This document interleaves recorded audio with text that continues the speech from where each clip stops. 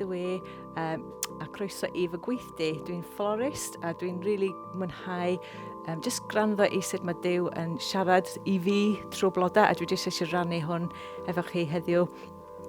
So dwi jyst mynd i wneud rhywbeth i esbonio sut mae Pasg, dwi'n teimlo Pasg blwyddyn yma. So, dwi wedi gwneud tipyn bach o gwaith yn paratoi yn barod. So mae gen i fi y palmwydd yma jyst i atgoffa am disil diwetha, sil y blodau. A dwi jyst yn mynd i dechrau gweithio. So, y blodyn cyntaf dwi efo ydy yr tulips yma. So mae tulips coch yn golygu cariad dwfn, fel cariad fysa rhieni yn cael am plant nhw. Ac rhai melyn yn golygu llawenydd. So dwi jyst efo'r mix o'r ddau yma.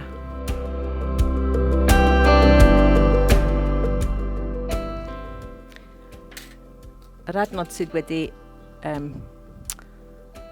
dod i meddwl fi ydy Hebreaid 12, 1 i 2 sy'n siarad am oedd Iesu yn mynd ar y croes yn gwybod am y llawenydd oedd i dod.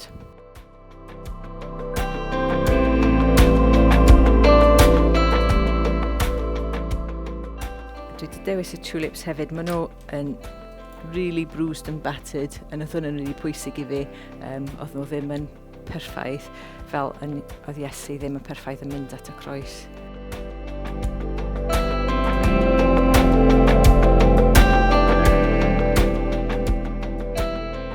Dwi wedi dewis y rhif 7 efo hein, oedd dim ond 5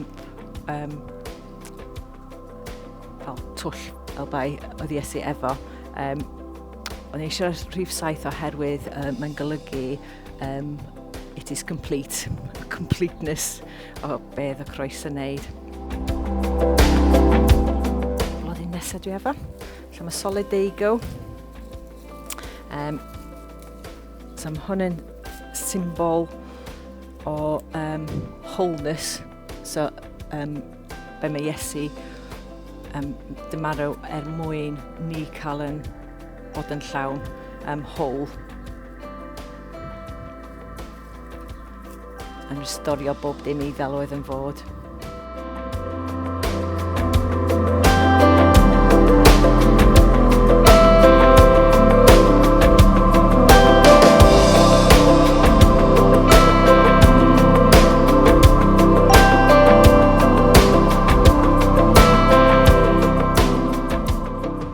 Nesaf mae gen i fi rosod melyn. So mae rosod melyn yn golygu tipyn o pethau, ond y peth o'n i eisiau i bod heddiw ydy jealousy. Faint mae Duw yn caru ni, mae'n caru ni gymaint. Mae isio ni. Dim jealous amdano ni, ond jealous am ni.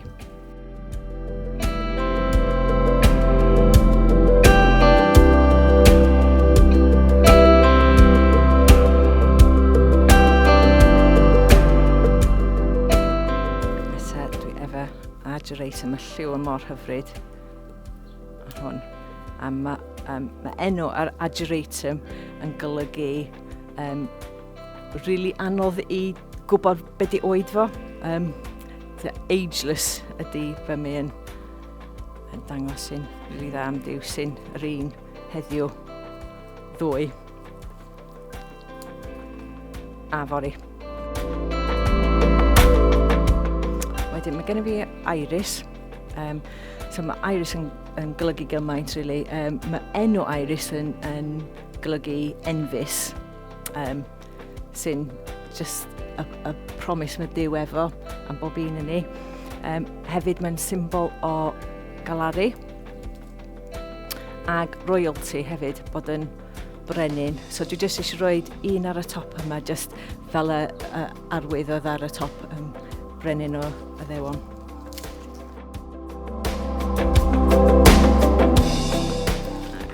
Blodyn ola. Ddau blodyn ola, actually. So, a tulips gwyn, yn blodyn sy'n dangos sancteiddrwydd a rhywbeth sy'n glân.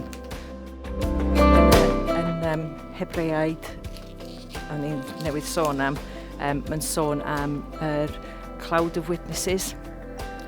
So, oedd Iesu ar pryd oedd ar croes, oedd ddim efo llawer o witnesses oedd ar ochr fo fel petai, oedd na dal yn y cwmwl o pobl yn y nefoedd yn gwatsio.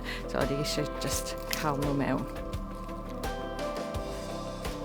Ac hefyd i dangos faint y fficol oedd y pobl, fel yr un pobl oedd yn llechio y palmwydd yn y dechrau wythnos yn dal yn fyny yn jirio.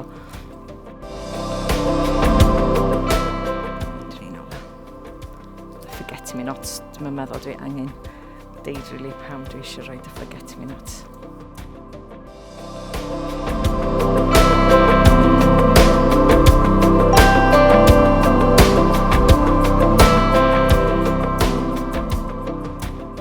Fel ydych chi fedru weld, mae llanast yn bildio i fyny yma a mae'n debyg iawn yn bywyd.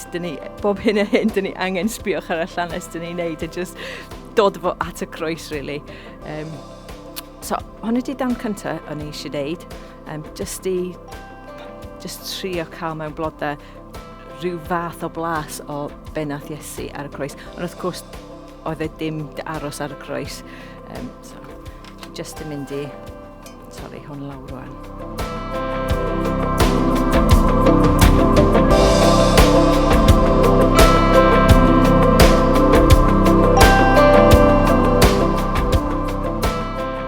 Yn yr ail dan o Hebreaid, mae'n deud rwan, mae Iesu yn eistedd wrth ymyl Duw. Dwi eisiau just cael hwn rhan fel Iesu.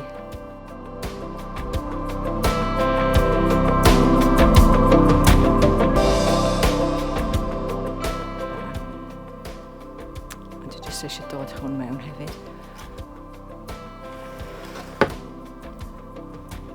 Oedd Iesu yn deud, os oedd ti wedi weld fo, oedd ti wedi weld y dad hefyd. Ie, dyna fo.